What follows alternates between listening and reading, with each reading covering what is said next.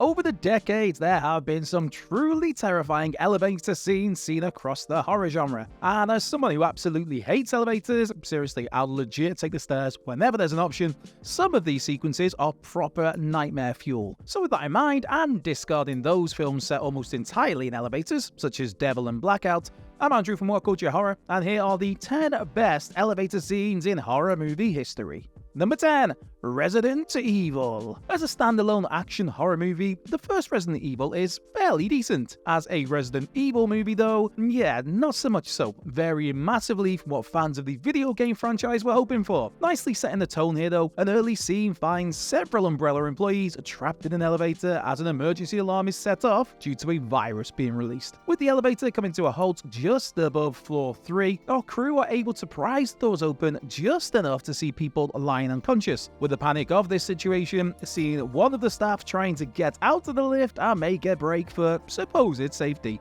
Of course, this woman gets stuck in the door just as we hear the ominous clunk of the elevator coming back to life. What's even more effective here though is the elevator does briefly drop, but there's a moment of relief as it stops again, obviously before, starting up and decapitating the poor lady. Number 9. Damien Omen 2. Damien Omen 2 is a massively underrated sequel, with a particularly gnarly stuck under the ice of a frozen lake sequence staying with you long after the film is finished. Of course, one other memorable scene involves Dr. Kane, the person brought in to work out why the teenage Damien Thorne was the only person not affected by a chemical explosion during a school trip. A quick examination of Damien's blood by Kane reveals that the boy is closer to a jackal than he is a human being. Rushing to a former colleague, Kane takes the elevator from the 23rd floor down to the 16th floor. Well, that's his plan at least, for instead, the lift starts to gather pace and goes up to the 27th floor, all as Jerry Goldsmith's ominous score amps up the tension. From there, the elevator drops at a frenetic pace from the 27th floor, coming to a halt at the 3rd floor, and just as Kane thinks he's safe, an elevator cable falls from the top of the shaft, slices through the top of the elevator, and gruesomely slices him in half. Number 8. From Dusk Till Dawn 2, Texas Blood Money. The opening scene of this 1999 sequel sees genre fave Bruce Campbell and Saved by the Bell's Tiffany Amber Thiessen as a couple of lawyers entering an elevator and talking about one of their clients. Far from subtle, the elevator soon jerks to a halt, the lights flicker, and there's a thud on the elevator roof. Deciding to investigate this, Campbell's Barry opens the elevator hatch, only to be greeted by the mutilated dead body of a maintenance worker. Still, he then bizarrely opts to climb out of this hatch to see if he can find an exit, only to be greeted by a swarm of vicious bats. With the maintenance worker and Barry's corpses surrounding her, Thiessen's Pam screams in agony as she's ripped apart by teethy little beasties. All before the elevator cables are gnawed through, the elevator drops to the ground floor and the bats fly out into the lobby, with it soon revealed that we've actually been watching an in-universe TV show.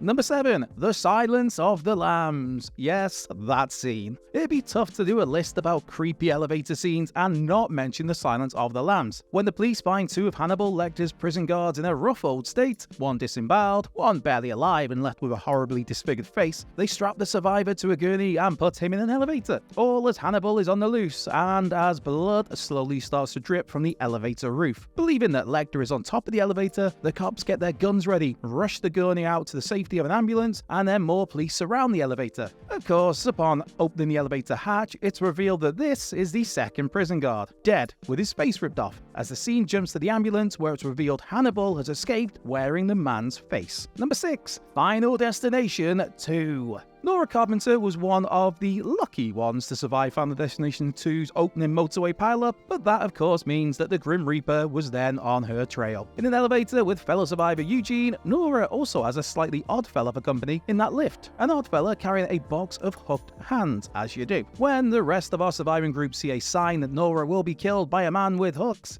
they call her, which in turn obviously freaks her out, to the point Nora desperately tries to exit the elevator, only for her panic state to cause her hair to get caught in a hook, in turn causing her head to get jammed in the elevator doors before she's eventually decapitated. So, if her friends hadn't called her to warn her, Nora wouldn't have panicked and maybe wouldn't have suffered this particularly brutal death. Number 5. The Cabin in the Woods. While the rest of the entries here featured are absolutely terrifying, the Cabin in the Woods elevator scene gets a mention due to the sheer amount of details and Easter eggs it drums up. As our two survivors, Dana and Marty, wind up on an elevator descent that's seemingly endless, with 4 glass sides staring into darkness, they come across several impressively creepy monsters, as Dana realizes she and her friends chose their attackers based on the objects in the cabin basement. Then we zoom out to one of the most paused sequences in horror history, as the camera pans out to show Dana and Marty in a box that's surrounded by a mass of other similar boxes that contain so many winks and references to other horror properties, from The Blob to Nightbreed and even the Left 4 Dead video game series. Number 4. Evil Dead Rise.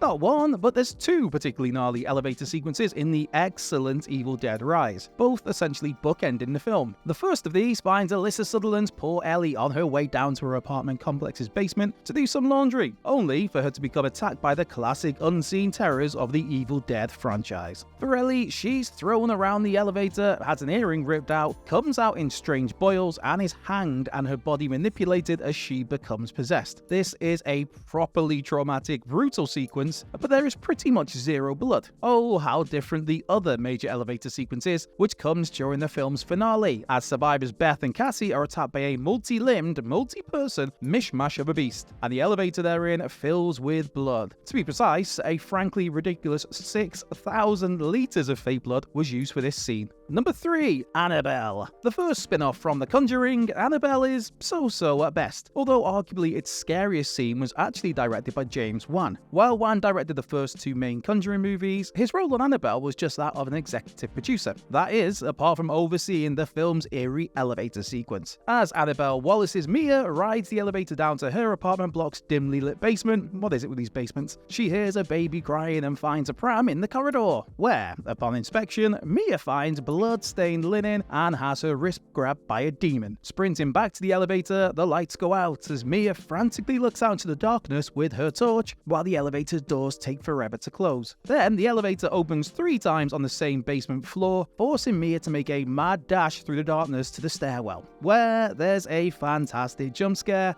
before Mia makes it back to the safety of her apartment. Number 2. The Eye. This creepy Japanese horror centers on blind violinist Wong Kar-mun, who receives a cornea transplant. The catch being, her new eyes previously belonged to a psychic who could foresee death and disaster. That's always a problem. Now this power has been passed on as Wong Kar-mun starts to have her own horrific ghostly encounters, none more eerie than a painfully slow elevator trip. When an elevator door opens, Mun sees an old man facing the corner, leaving her spooked enough to just, nope, I'm gonna pass on this elevator. And when the next elevator arrives and is empty, she gets in, turns to face the door, but then the audience is made aware that the same creepy old fella is in there with her. As Mun stays facing forward, the score builds the tension brilliantly as the man floats backwards and slowly reveals that half of his head is missing, with Mun never directly looking at him as she rushes out of the elevator after an absolutely pitch-perfect sense of rising dread. Number 1. Dark Water. Hideo Nakata's tragic tale of young Mitsuko, who drowned in a water tower, comes to a head in this terrifying elevator scene. After our lead protagonist Yoshimi finds her daughter Ikuku barely breathing next to the bathtub as brown bathwater begins to overflow, she grabs the girl and makes her run for the elevator. With water pouring through the ceiling and sparks flying, it seems that the two have managed to escape, only for their apartment door to open and for Ikuku to stagger out into the hallway. As tension rises, Yoshimi realizes that it's actually Mitsuko in the elevator with her, who facelessly, with arms outstretched, floats over to her, crying as water pours over them. A perfect mix of drama and dread, Yoshimi knows she must make the ultimate sacrifice and take on the role of Mitsuko's mother in order to save her own daughter.